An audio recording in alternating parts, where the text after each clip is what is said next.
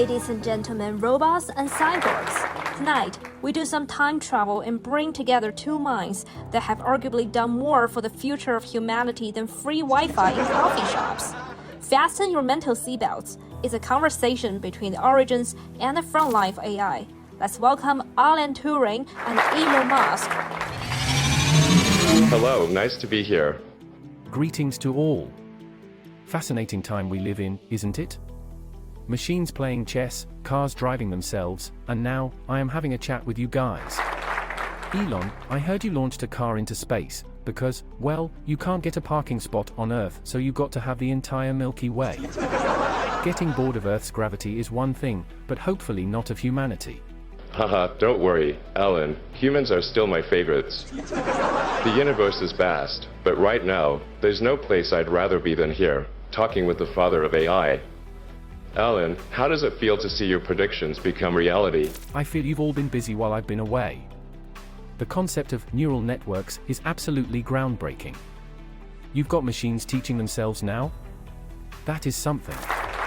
Now we've got machines so powerful they could probably calculate the number of sand grains on a beach, predicting the next big fashion trend, and potentially take over the world.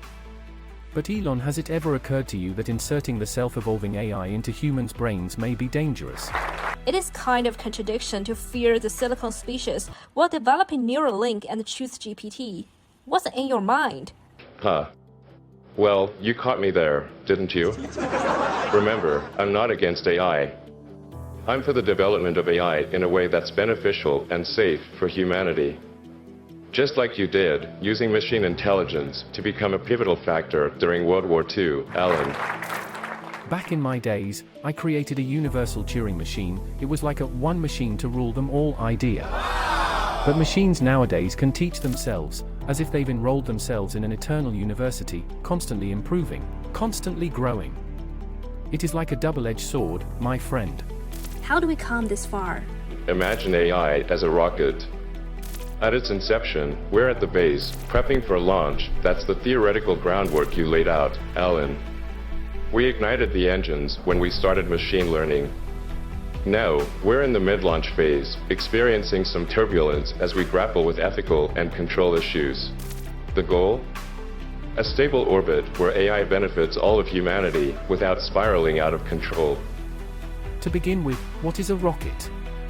Just kidding, I can catch up with Ari's help. Talking about not losing control, let's return to the core question. How do we define machine consciousness anyway? It's a little like my Turing test, isn't it? But instead of testing if a machine can imitate human intelligence convincingly, we're asking if it's aware of its own existence. In my favorite trilogy, Three Body Problems, the main character Ye Wenjie said, "I light a match, but it's not up to me whether it turns into a wildfire." When will AI develop self-awareness? And how far away from AI getting out of control? Subscribe to us, and in the next episode, AI top game players will provide answers that blow your mind.